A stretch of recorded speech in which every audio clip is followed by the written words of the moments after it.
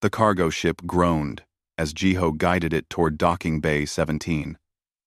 He had made this run 100 times before. Horizon's Gate was just another stop. Another paycheck. Another week closer to paying off his ship. The station floated in the void between 3 solar systems, a massive wheel of metal and light where dozens of alien species came to trade. Jiho rubbed his tired eyes. 5 years since he left Earth's military. 5 years of hauling cargo across the stars, trying to forget the things he had seen in the war. It was simple work. Boring work. Safe work. That was exactly what he wanted. His communication panel beeped.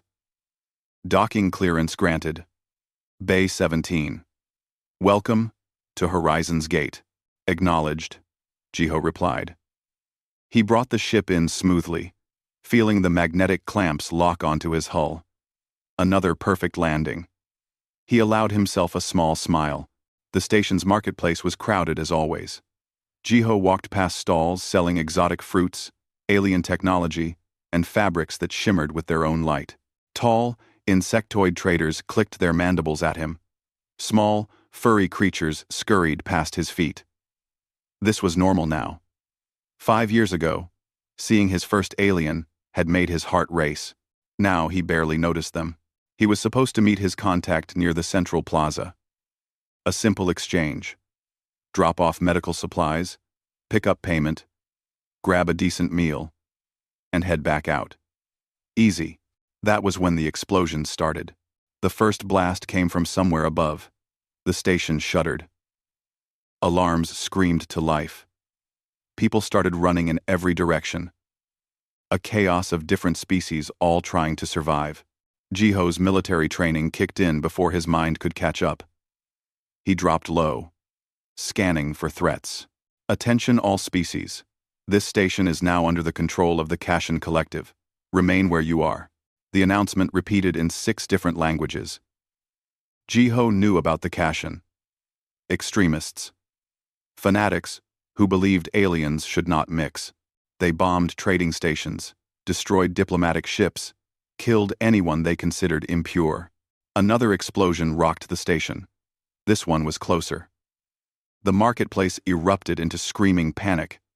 A support beam crashed down 20 feet from Jiho. He moved on instinct, running toward the central corridors. He needed to reach his ship, but then he heard it. A cry for help. Young. Terrified. Coming from a collapsed section to his left. Every logical part of Jiho's brain told him to keep running. Get to the ship. Get out. Survive. He was not a soldier anymore. He was not responsible for these people. He turned toward the cry for help anyway. The corridor was a mess of twisted metal and sparking wires. Emergency lights flickered, casting everything in red. Jiho climbed over debris, following the sound. His hands scraped against sharp edges. He did not care. Help, please. Someone. The voice was female, speaking in accented but clear human standard language. Jiho found her trapped beneath a fallen support structure. She was Veltari. He recognized the species immediately. Tall and elegant, with pale blue skin that seemed to glow faintly in the dim light. Her violet eyes were wide with fear. She looked young, maybe equivalent to a human teenager. Hold on, Jiho said. He assessed the situation quickly. The beam was too heavy to lift, but he could shift it enough. Maybe. When I lift this, you crawl out. Fast. Understand? She nodded, her face streaked with tears. Jiho planted his feet and gripped the beam. His muscles screamed as he lifted. It moved. Barely. The Veltari girl scrambled free just as his strength gave out, and the beam crashed back down. Thank you, she gasped. Thank you so. The ceiling above them groaned. Jiho looked up and saw the cracks spreading. The whole section was coming down. Run, he shouted. They ran together down the corridor. Behind them, metal shrieked and tore. Jiho could hear the collapse chasing them. The girl was fast, but not fast enough. She stumbled. Jiho grabbed her arm and pulled her forward. They were not going to make it. Jiho saw the intersection ahead. If he could just get her there, she would be in a stable section. The guards would find her. She would survive. But something hot and sharp slammed into his back. Shrapnel from an explosion behind them. Jiho felt his legs give out. They were 10 feet from safety, 10 feet from the stable corridor, where Veltari guards were already rushing toward them. The ceiling started to fall. Jiho did not think. He threw himself over the girl, shielding her body with his own. Metal and debris rained down on his back. Something heavy crushed against his spine. He felt ribs crack, tasted blood. His vision went white with pain, but he did not move. He kept his body over hers, absorbing every impact. Strong hands grabbed him, pulled him. Voices shouted in a language he did not understand. The girl was crying, screaming something. He could not make out the words anymore. Send, Jiho's vision was fading. He saw the girl's face through the haze. Those violet eyes, no longer filled with fear, but with something else. Gratitude, shock, wonder. Just get out, Jiho whispered. His voice did not sound like his own anymore. Run. Everything went black. When consciousness returned, it came in pieces. Soft sounds. The hum of advanced machinery. A clean smell. Like ozone and flowers. Jiho tried to open his eyes, but his eyelids felt like lead. He's waking. The voice was female, clinical, speaking in human standard. Impossible. The damage was too severe. His species should not survive this. Another voice. Deeper. And yet he does. Jiho finally forced his eyes open. The ceiling above him was not metal but some kind of smooth, luminescent material that glowed with gentle light. Medical equipment surrounded his bed, but it was unlike anything from Earth. Delicate, organic-looking devices monitored his vital signs with soft pulses of blue light. A Veltari woman in white robes stood beside his bed. Her expression was stern but not unkind. You are awake. Good. I am Yuna, chief physician. Do you know where you are? Jiho's throat was dry. No, you are aboard the Eternal Dawn, the imperial flagship of the Veltari Empire. That made no sense. Jiho tried to sit up. Pain lanced through his entire body, and he gasped. Do not move, Yuna ordered. We have reconstructed significant portions of your internal structure. You sustained catastrophic injuries, broken spine, crushed organs, severe radiation exposure. You should have died within minutes. How long? Jiho managed to ask. 3 weeks. We placed you in medical stasis while we worked. Yuna paused. She seemed to be choosing her words carefully. You saved Princess Nira's life, the crown princess of the Veltari Empire. Do you understand what this means?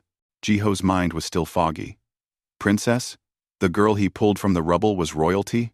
The queen herself has demanded your presence once you are recovered. Yuna continued. You have been granted the highest medical care our civilization can provide. Your life has been preserved at extraordinary expense. I didn't know who she was, Jiho said quietly. I just heard someone who needed help. Yuna's stern expression softened slightly. Yes, that is precisely what makes this remarkable. She adjusted one of the monitors. Rest, now. When you are stronger, you will meet Queen Arya. And I suspect your simple life, as a cargo pilot, has come to an end. As Jiho drifted back into medicated sleep, he thought about those violet eyes in the darkness. He thought about the choice he had made. Without thinking. And somewhere deep in his drug-hazed mind, he wondered what price he would pay for being unable to walk away from someone in need. Recovery was slow and strange. Jiho spent his days in the medical wing, surrounded by technology he could barely understand. The Veltari had saved his life, but the cost had been steep. Doctor. Yuna explained it to him in simple terms during one of her daily examinations. Your lungs were destroyed by debris. We replaced them with biosynthetic organs grown from your own cells but enhanced with Veltari medical science. Your spine was shattered in 7 places. We rebuilt it with a flexible metallic weave that is stronger than your original bone. You are still human, but you are also more than you were. Jiho looked at his hands. They looked the same, but when he concentrated, he could feel something different running through his body. His breathing came easier. His strength was returning faster than it should. Will I be able to go home? He asked. Yuna gave him a look he could not quite read. That is not my decision to make. The days passed. Jiho learned to walk again, then to run. The medical staff was professional, but distant. He was an oddity here. A human on the most important ship in the Veltari Empire. Guards stood outside his door at all times, though he did not know if they were protecting him or keeping him prisoner. On the 10th day of his recovery, Princess Nira visited him. She entered his room quietly, flanked by 2 guards. She was taller than Jiho remembered, and her blue skin seemed to shimmer in the light.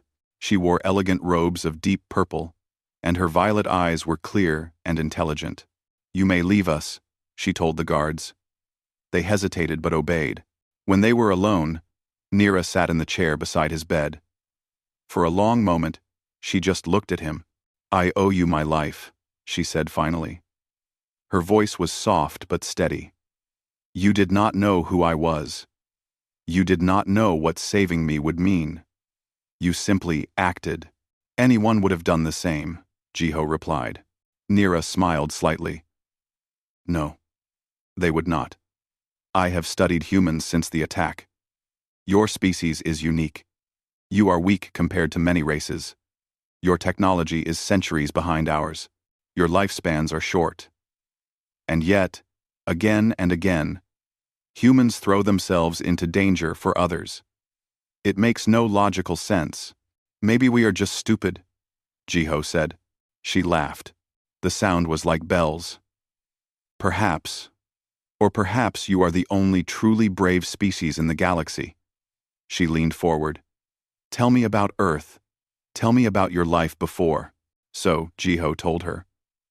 He talked about growing up in a small city, about joining the military, about the war with the insectoid species called the Harak. He told her about losing friends, about deciding he could not be a soldier anymore, about choosing the simple life of a cargo pilot. Nira listened to every word. She asked questions. She wanted to know about human music, human food, human customs. The conversation stretched for hours.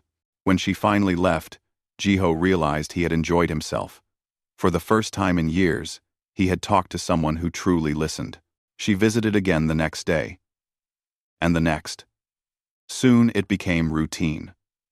Princess Nira would arrive in the afternoon, and they would talk about everything and nothing. She told him about Veltari culture, about the complicated politics of the empire, about her mother, the queen. She is the strongest person I know, Nira said one day. She became queen 15 years ago when my father died. Everyone said she would fail. A woman leading the empire? Impossible, they said. But she proved them all wrong. She is brilliant, ruthless when necessary, completely devoted to our people. You admire her, Jiho observed. I do. But I also worry for her. She has not allowed herself to be anything but a queen since my father's death. She has forgotten how to be just a person. Nira looked at Jiho with those knowing violet eyes. She wants to meet you, you know. She has been watching your recovery carefully. Why? Jiho asked. I just did what anyone should do. That is exactly why. 2 days later, a guard came to Jiho's room. Not Dr. Yuna, but a tall Veltari man with hard eyes and military bearing. He wore armor that seemed to shift colors in the light. I am Commander Daeun, head of the Royal Guard. The Queen will see you now. Jiho's heart raced. Now? But I am not ready. I do not know the proper protocols or The Queen does not care about protocols where you are concerned, Daeun said. His tone suggested he was not happy about this. Come. Jiho was given proper clothes. Simple, but well made. He followed Daeun through the massive ship, past corridors that looked more like palace halls than military vessels. Other Veltari stopped and stared at him as he passed. He heard whispers. That is the human, the one who saved the princess. Impossible. Humans are weak. The throne room was enormous. The ceiling stretched impossibly high, covered in some kind of holographic display that showed the stars outside. Pillars of crystalline material lined the walls, pulsing with soft light. And at the far end, on a raised platform, sat the Queen. Queen Arya was nothing like what Jiho had expected. She was tall and regal, dressed in flowing robes of midnight blue. Her skin was paler than Nira's, almost luminescent, but it was her eyes that caught him. They were the same violet as her daughters, but they held centuries of wisdom and sorrow. She was beautiful, in a way that was both alien and somehow familiar. Approach, she commanded. Jiho walked forward. His legs felt weak. When he reached the base of the platform, he dropped to one knee. He had no idea if that was the right gesture, but it felt appropriate. Rise, Queen Arya said. Jiho stood and met her gaze. The Queen studied him for a long moment. The silence stretched. Behind him, Jiho could feel the eyes of dozens of courtiers and guards watching. You are smaller than I expected, the Queen said finally. My daughter tells me you are a warrior, but you look like a simple tradesman. I am a simple tradesman, Your Majesty, Jiho replied. I was a soldier once. But that life is behind me. Is it? The Queen stood and descended from her throne. She moved with grace that seemed impossible for someone so tall. She stopped directly in front of Jiho, looking down at him. When the station exploded, you could have run. You could have saved yourself. Instead, you ran toward danger. That is not the action of a tradesman. I heard someone who needed help. You did not know she was my daughter. No. Would it have mattered if you had?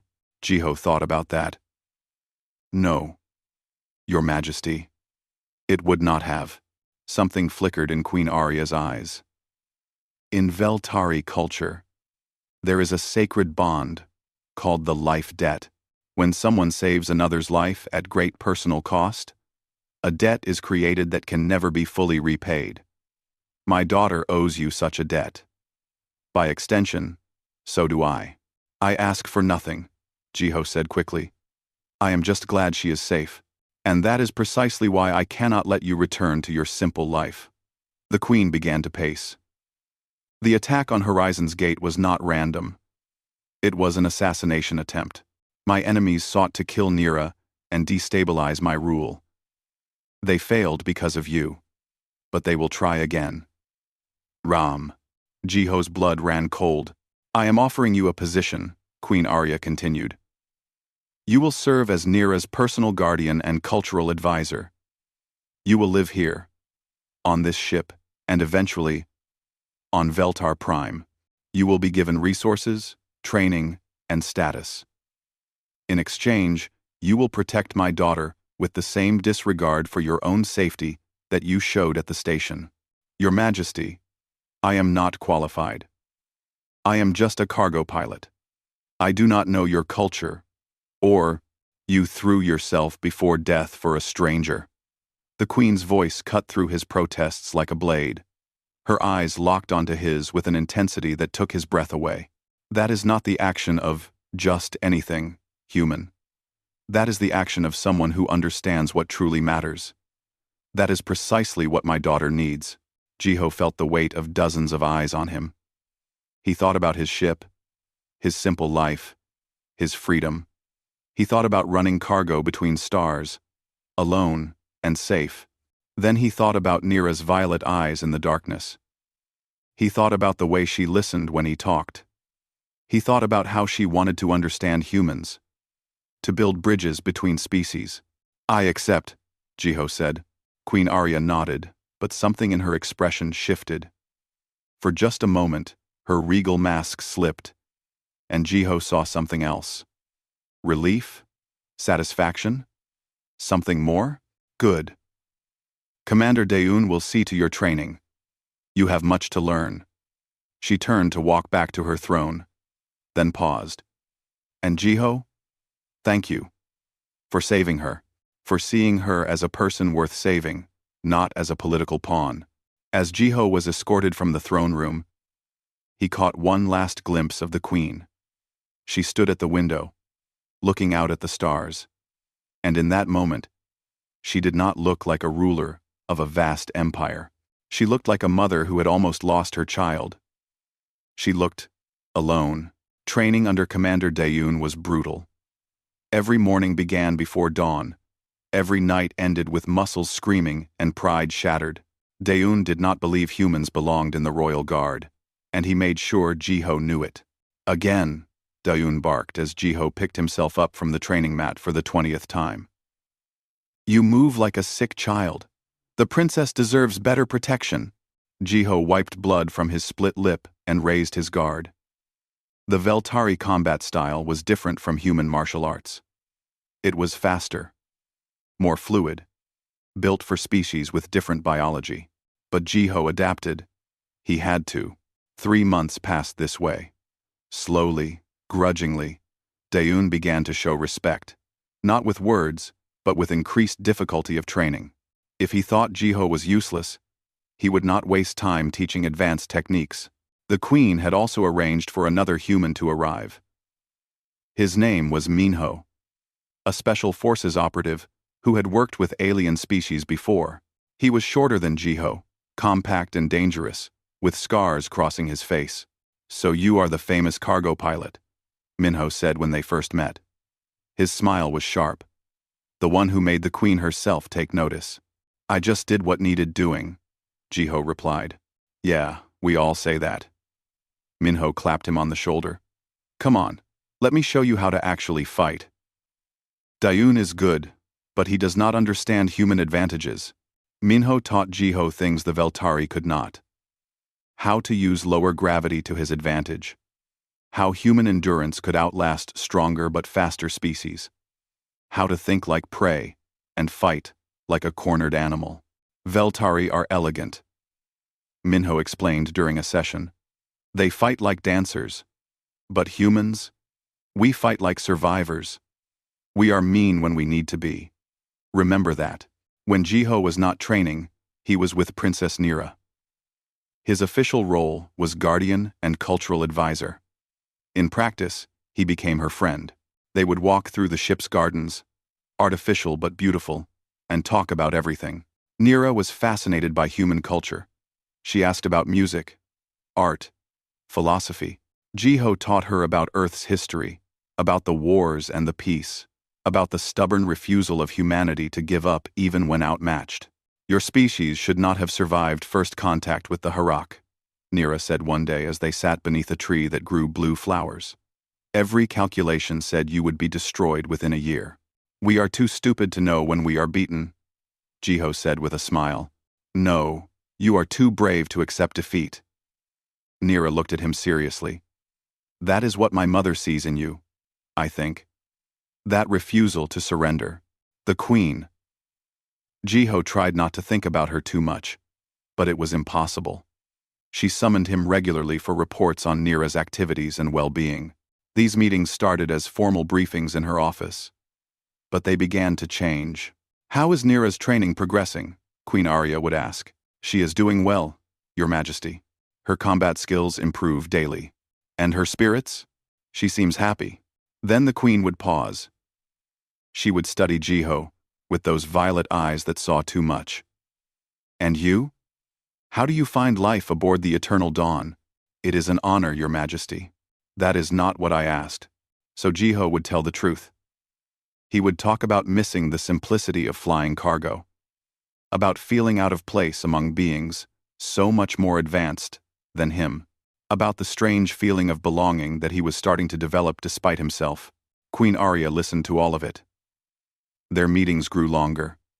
She asked about his past, his beliefs, what drove him. She told him about the burden of rule, about making decisions that affected billions, about the loneliness of wearing a crown. In these moments, she was not the queen. She was just Arya. And Jiho found himself looking forward to their talks more than he should. The first assassination attempt came 4 months after Jiho joined the Royal Guard. Nira was attending a diplomatic function on a space station. Jiho was part of her security detail, dressed in formal guard armor that felt strange on his human frame. The event was boring, politicians making speeches, treaties being discussed. Jiho stayed alert anyway. The attacker struck during a crowded reception. A server, someone who had clearance and access. The knife was aimed at Nira's back. Jiho moved without thinking. He grabbed the attacker's wrist and twisted. The knife clattered to the floor. The crowd screamed. Other guards rushed in, but the attacker was not alone. A second assassin lunged from the other side. Jiho threw himself between the blade and Nira. The knife meant for her heart plunged into his shoulder instead. Pain exploded through him. But the biosynthetic enhancements the Veltari had given him kicked in. His body flooded with suppressants. He grabbed the second attacker and drove his elbow into their throat. They dropped. When it was over, Jiho stood bleeding but alive.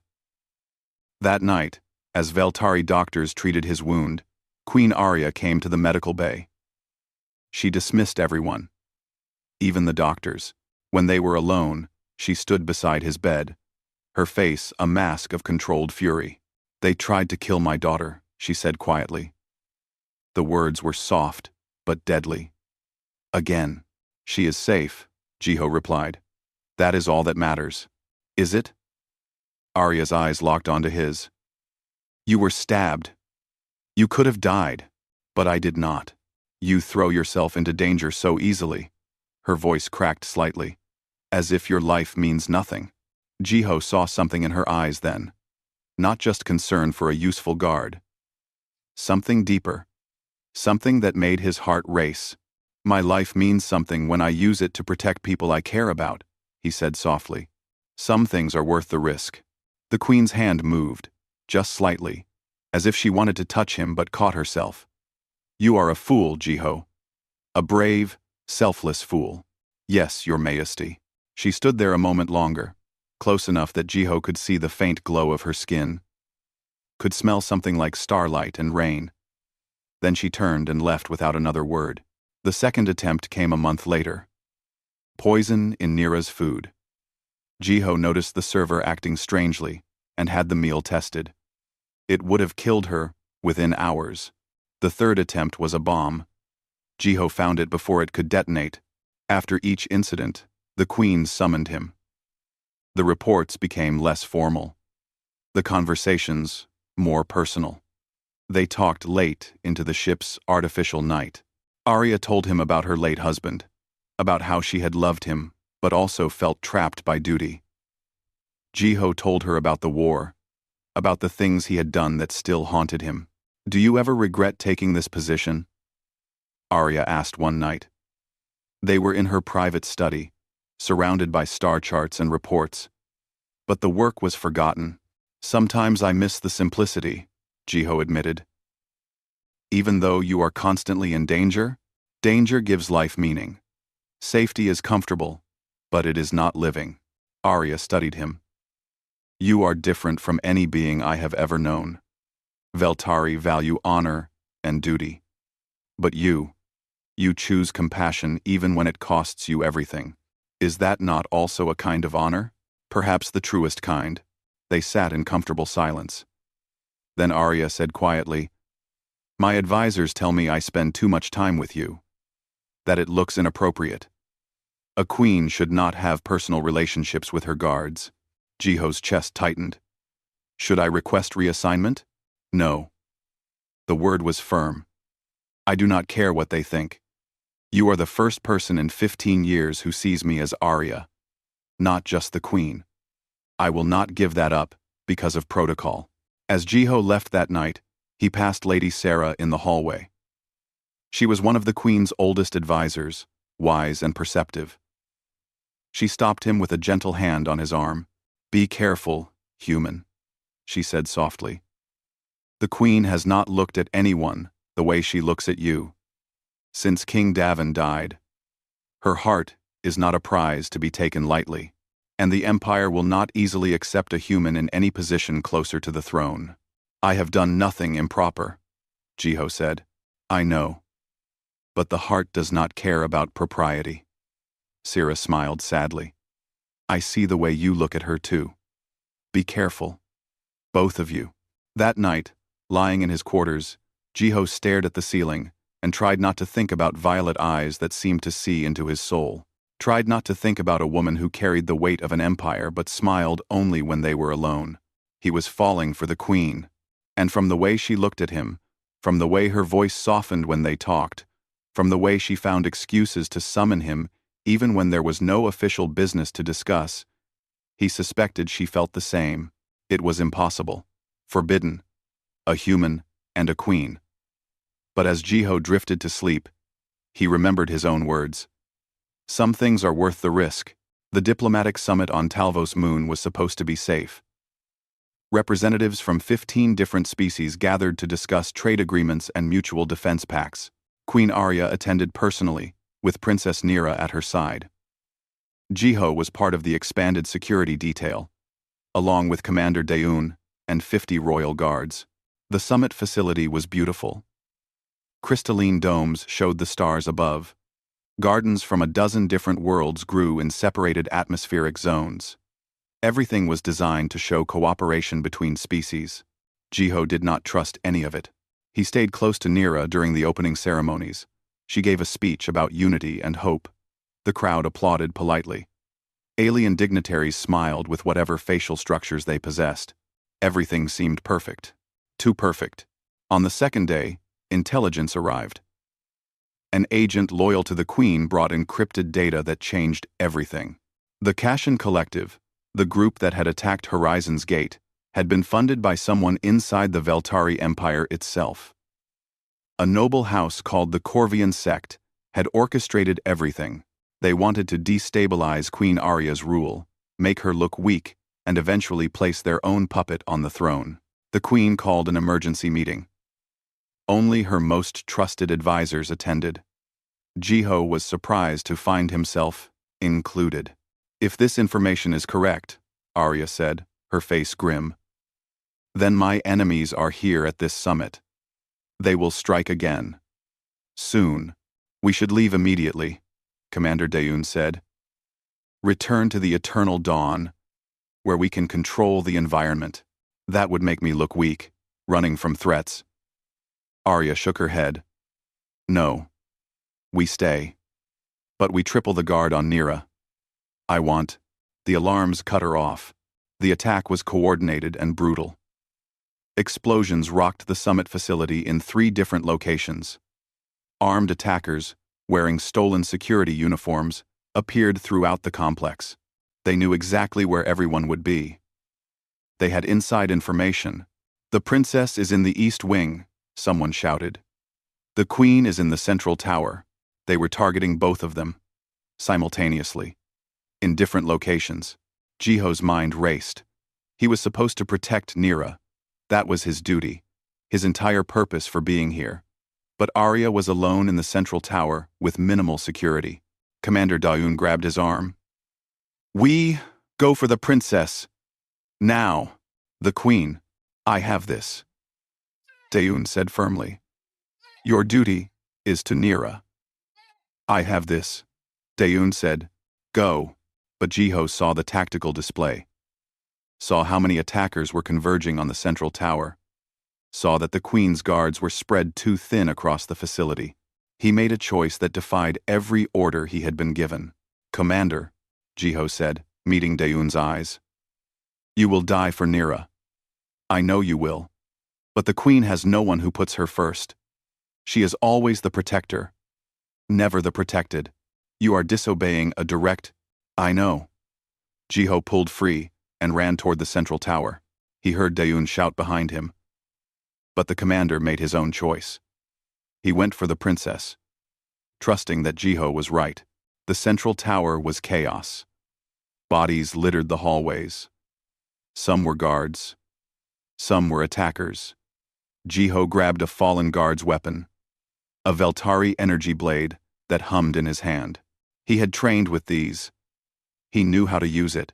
He found the queen on the observation deck. She was fighting brilliantly, her own blade moving in patterns too fast to follow.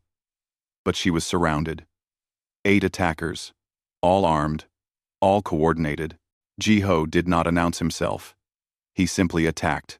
The first attacker went down before they realized he was there. The second turned just in time to catch Jiho's blade through their chest. The third managed to block, but Jiho used a move Minho had taught him. He swept their legs and drove his elbow into their throat on the way down. Jiho. Arya's voice was shocked. What are you doing here? Nira, Dayun has her. Jiho took position beside the queen. Back to back. You needed help more. You defied orders. Yes. For a moment, even as 5 attackers circled them, Queen Arya laughed. It was a sound of disbelief and something that might have been joy. They fought together. Arya's style was elegant and precise. Jiho's was brutal and efficient. They moved without talking, each covering the other's openings. When a blade came for Arya's side, Jiho was there. When 2 attackers rushed Jiho at once, Arya's blade cut them down. It was beautiful and terrible. A dance of death performed by 2 beings who understood each other perfectly. An attacker got through. A blade aimed at Arya's throat. Jiho moved on instinct. He blocked the strike with his forearm. The blade cut deep. He felt the burn of it. But his biosynthetic enhancements kept him moving. He drove his own weapon up through the attacker's guard and ended the threat. Then, it was over. The attackers were down. Reinforcements from the royal guard arrived seconds later. They found their queen standing unharmed beside a bleeding human who swayed on his feet. Get medical, Arya commanded. Her voice was steady, but her eyes were not. She caught Jiho as his knees buckled. You fool. You beautiful, impossible fool. In the medical wing of the facility, as doctors sealed Jiho's wound, Arya sent everyone away. They were alone for the first time since the attack. She sat beside his bed, still in her combat armor, still splattered with blood that was not her own. You chose me over my daughter, she said quietly. The words held 1,000 implications. You defied your duty. I. Commander Dayun would die for Nira, Jiho replied. The pain medication made his words loose. I knew she would be safe. But you. Everyone expects you to protect them. No one protects you. You are always the queen. Never just Arya. And you see me? Her voice was barely a whisper. I have seen you from the beginning, Jiho said. The words came out before he could stop them. I see how lonely you are. How much you carry. How you smile when we talk, but never during official functions. I see Arya. I have always seen Arya. The queen's composure cracked. Tears slid down her glowing blue skin. I am not supposed to be weak. I am not supposed to need anyone. Needing someone is not weakness. It is human. Jiho smiled slightly. Well, maybe not human. But it is real. Arya stood and moved closer to the bed. She reached out and touched his face gently, wonderingly, as if she could not quite believe he was real. Do you know what you have done? She asked. Do you know what choosing me means? I know it was not logical. I know it defied orders. I know it could cost me everything. Jiho looked into her violet eyes and spoke the truth. He had been hiding for months, but I would make the same choice every time. Because somewhere between your summons and our late-night talks, between seeing you as a queen and seeing you as a person, I fell in love with you. 1. The silence stretched. Jiho wondered if he had made a terrible mistake. If he had read everything wrong. If, Arya kissed him. It was gentle at first, tentative, as if she was remembering how, after 15 years of being only a queen. Then it deepened, became something fierce and desperate, the kiss of two people who had fought death together and discovered they wanted to fight for life instead. When they broke apart, both breathing hard, Arya pressed her forehead to his. "This is impossible," she whispered. "I know. The Empire will never accept it. My advisors will say you are using me. Your own people will say I am keeping you as an exotic pet. We will face opposition from every side. I know. We cannot be public. This has to remain secret. I am still the queen. I have duties. Responsibilities. I know." Arya pulled back to look at him. "And you still want this? Want me? Knowing it will be stolen moments and hidden meetings? Knowing you will never be acknowledged as anything more than a guard?" Jiho smiled. "I fell in love with a woman who carries an empire on her shoulders and still finds time to talk with a simple human about philosophy and starlight. I fell in love with someone who fights like a warrior but laughs like a girl when she forgets to be regal. I do not need acknowledgement. I just need you." They kissed again. Outside the medical wing, the summit continued.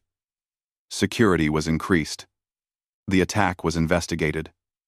Princess Nira asked about Jiho's condition, with eyes that knew more than she said, because Nira had seen them. Had watched as the queen held the human guard's hand just a moment too long. Had noticed how her mother smiled differently when Jiho was in the room. That evening, Nira found Jiho alone. His wound was healing fast thanks to Veltari medicine. "You chose my mother over me," Nira said. There was no accusation in her voice. Just curiosity. "I chose where I was needed most," Jiho replied carefully. "No. You chose where your heart led you." Nira smiled. "It is all right. I understand. Commander Daeun nearly killed 5 attackers by himself, protecting me. I was never in real danger. But my mother. She has been alone for so long. Princess, I am happy for her. For both of you. You see her as a person, not a symbol. That is rarer than you know." Nira stood to leave, then paused. "But, be careful, Jiho. The Empire is not ready for a human to be close to the throne. There will be those who try to use this against her, against both of you." After she left, Jiho lay in the dark and thought about what he had started. A secret relationship with a queen. An impossible love that could destroy them both, if discovered. But when he closed his eyes, all he could see was Arya's smile. All he could feel was her hand in his. And he knew, whatever came next, he had made the right choice. The secret lasted 3 months. 3 months of stolen moments in the Queen's private study. 3 months of late-night conversations that turned into something more. 3 months of Jiho learning what it meant to love someone he could never truly have. Arya was careful. They were never seen alone in public. She maintained perfect regal composure during official functions. But in private, she was different. She laughed. She talked about dreams beyond duty. She let herself be vulnerable in ways a queen never could. "Tell me about your childhood," she said one night as they sat together in her quarters. Outside the viewport, stars drifted past. So Jiho told her. About a small apartment. About his mother who worked 3 jobs. About dreaming of the stars when life felt too small. "You have always been reaching for something more," Arya observed. She leaned against him, her head on his shoulder. It still amazed him that this powerful being chose to be soft with him. "And you have always been carrying more than you should," Jiho replied. He kissed the top of her head. "When do you get to rest?" "When I am with you. But peace never lasts." The investigation into the attack on Talvos revealed everything. The Corvian sect had orchestrated not just the assault, but years of smaller incidents designed to weaken Queen Arya's rule. They had funded the Kashan Collective. They had placed spies throughout the Royal Guard. They had planned to use Nira's death to create chaos. then install their own leader as a stabilizing force. The evidence was undeniable. High Counselor Kang Min, one of the most respected nobles in the empire, stood at the center of the conspiracy. The trial was public. All of Veltar Prime watched as the evidence was presented. Kang Min did not deny his role. Instead, he attacked. Queen Arya has grown weak, he declared before billions. She allows humans into our sacred spaces. She gives military secrets to alien species. She has forgotten what it means to be Veltari. This empire needs strength, not sentiment. And mass murder is strength? Arya's voice was ice. She stood before the assembled council, regal and terrible. You plotted to kill my daughter. You funded terrorists. You betrayed everything this empire stands for. I did what was necessary. Kang Min turned to the cameras, to the watching citizens. The queen has been compromised. She spends her nights with a human guard. She has allowed emotion to cloud her judgment. The chamber erupted. Gasps. Shouts. Disbelief. Jiho, standing in the guard section, felt his blood turn to ice. They knew. Somehow, they knew. Kang Min continued, relentless. The human Jiho has bewitched our queen. He has wormed his way into her confidence. Into her bed. A queen who betrays her own kind, for an alien, is not fit to rule. Enough, Arya's voice cracked like thunder. But the damage was done. The secret was out. Jiho saw advisors whispering, saw shock on the faces of other guards, saw the political machinery beginning to turn against them. That night, Arya came to Jiho's quarters. She looked exhausted. For the first time since he met her, she looked defeated. You need to leave, she said without preamble. Go back to Earth. Immediately. No. Jiho, this is not a request. They will use you against me. They will call you a corrupting influence. They will say I have abandoned my people for an alien. The only way I can salvage this is if you go. So they win? Jiho stood and faced her. Kang Min tried to murder your daughter. He committed treason. And now you are going to give him what he wants by sending me away? I am trying to protect you. Arya's composure finally shattered. Tears streamed down her face. I am trying to protect my empire. I cannot be weak. I cannot show that I need anyone. Especially not a human. I am a queen before I am a woman. When do you get to be Arya? Jiho took her hands. When do you get to choose yourself? You have spent 15 years being perfect. Being exactly what everyone needs. Jiho, when is it your turn? I do not get a turn. That is the price of the crown. That is what they want you to believe. Jiho cupped her face gently. But what if there is another way? There is not. The next morning, Jiho received an unexpected visitor. Princess Nira arrived at his quarters with Commander Dayun and Lady Sarah. They looked determined. We have a plan, Nira said without greeting. But we need you to trust us. What kind of plan? The kind where we fight back, Dayun said gruffly. The commander had grown to respect Jiho over the months. We are not letting you leave. And we are not letting them destroy the queen. They explained it. A public broadcast. Full transparency.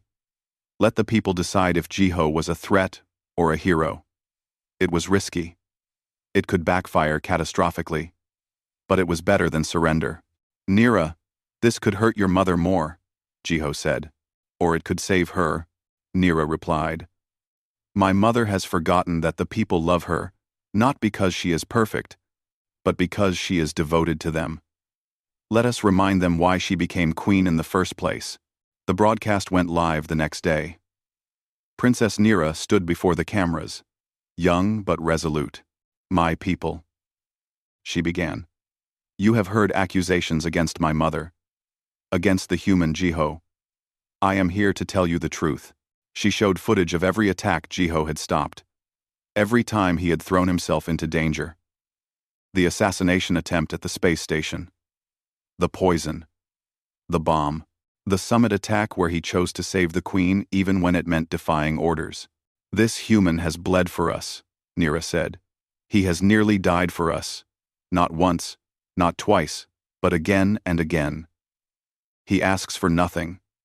He does not seek power or influence. He simply sees people who need protecting and acts. The footage continued.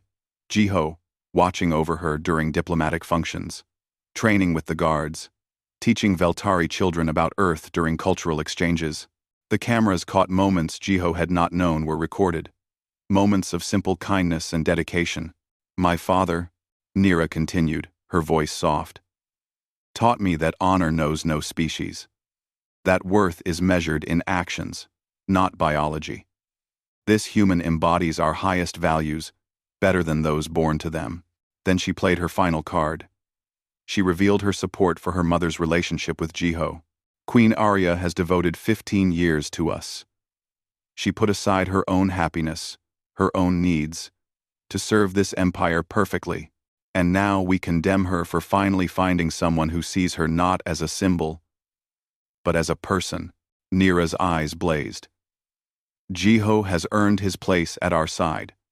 If the measure of a being is how they act when no one is watching, then Jiho is the finest among us.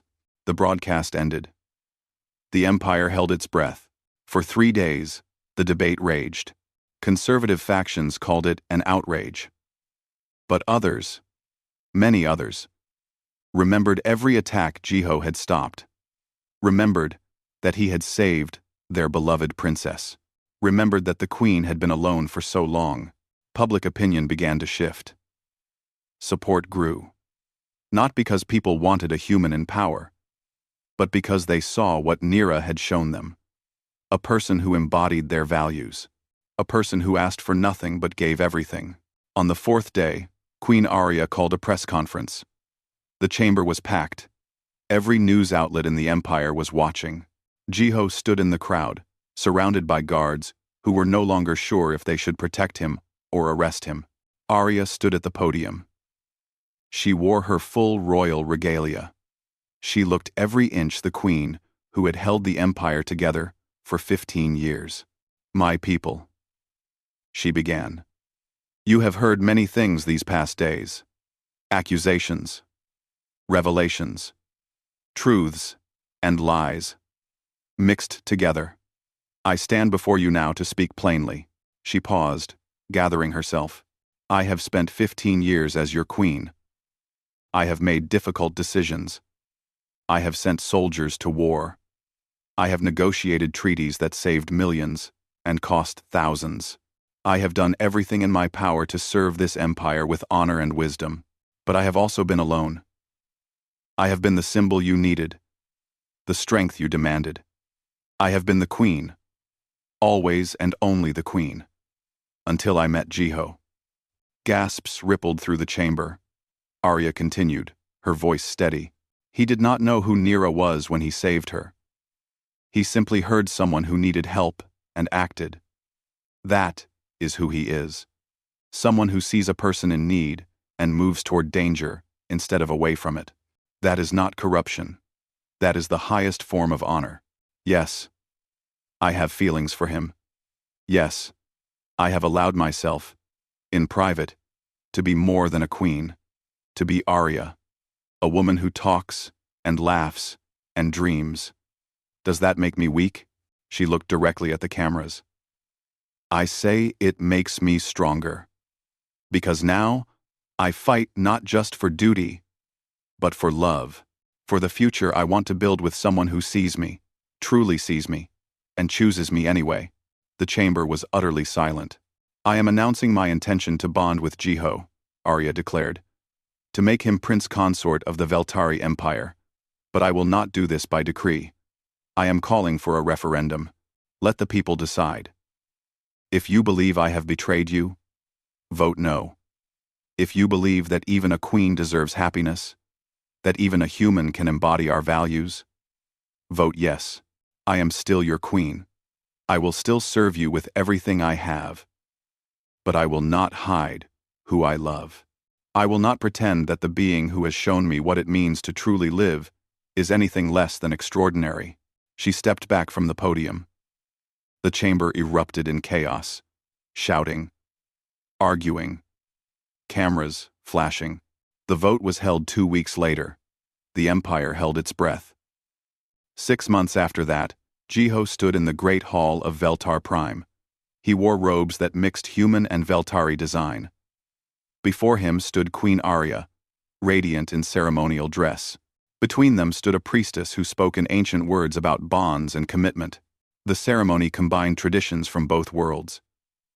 Human vows. Veltari rituals.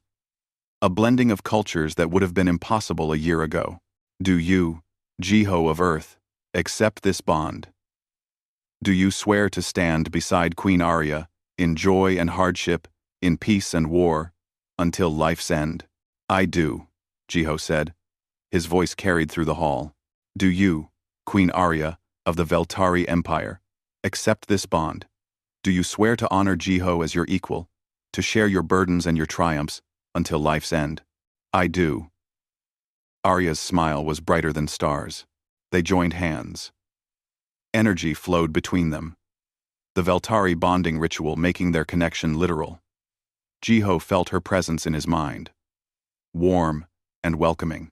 Felt her love, her strength, her hope. The hall erupted in cheers. Humans and Veltari together, celebrating something that should have been impossible. That night, Jiho and Arya stood on a balcony overlooking the capital city. 2 moons rose in the alien sky. Below, celebrations continued. Music from a dozen cultures mixed in the air. Do you regret it? Arya asked softly. She leaned against him, finally allowing herself to simply be held. Everything you gave up? Your simple life, your freedom. Jiho thought about the cargo pilot he had been. Alone in space. Safe, but empty. He thought about the moment he heard someone crying for help, and chose to run toward danger instead of away. I was drifting through space, he said. Just existing. Not really living. You gave me a purpose. You gave me a reason to be more than I thought I could be. He turned to face her. This incredible being who had chosen him. No regrets. Not one. They kissed as the moons rose higher. Somewhere in the palace, Princess Nira watched them and smiled. She pulled out her journal and wrote, Today I learned that the bravest act is not shielding someone from death. It is opening your heart despite the risk. My mother finally remembered that, and it took a human to remind her. Commander Daeun stood guard nearby. He had opposed this at first, thought humans were weak, unsuitable. But months of watching Jiho had changed his mind. The human had proven his worth in blood and dedication. Daeun nodded to himself and returned to his rounds. The prince consort would need protecting. That was fine. He was worth protecting. Far above, on the eternal dawn, Minho received a message from Jiho. Just 3 words. Minho smiled and raised a glass to the view screen, showing Veltar Prime below. To the cargo pilot who became a prince, he said to the empty room, You crazy, brave fool. And on Earth, in a small apartment, Jiho's mother watched the broadcast of her son's bonding ceremony and cried, not from sadness, but from joy. Her boy, who had always run toward people who needed help, had found someone who needed him most, and in return, had found someone who saw him as he truly was. In the years that followed, Jiho and Arya would face challenges. Political opposition, cultural tensions, moments of doubt. But they would face them together. A queen and a human, a warrior and a protector. 2 beings who had learned that love was not weakness, but the strongest force in the galaxy. And it all started because one human could not walk past someone who needed help, because he threw himself into danger without thinking of the cost. Because when everyone else saw a princess or a queen, Jiho saw people worth protecting. Some things are worth dying for. But Jiho had learned something even more important. Some things are worth living for.